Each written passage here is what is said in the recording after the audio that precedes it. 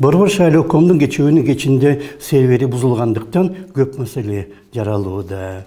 БШК төрайымы жана вице-премьердин айтымында эч кандай бузулуу деле болгон эмес. Жөнгөнө кайсы бир жадыбалда туура эмес маалыматтар жарыяланып кеткен, жана алар ылдам эле оңдолду.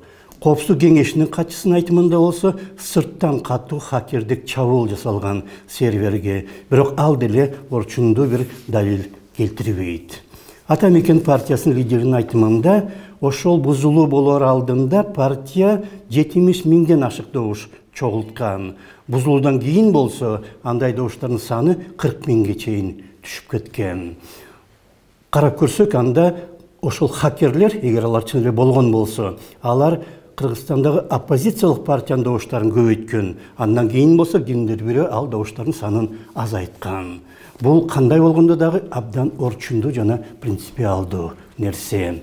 Азыр элдин баары кол менен саноодон үмүттөнүп турат. Бирок дал ошол кол менен саноо учурунда көптөгөн мыйзам бузуу жана бурмалоолор болгондуктан Кыргызстан андан баш тартып санариптештирүүгө өтө баштаган.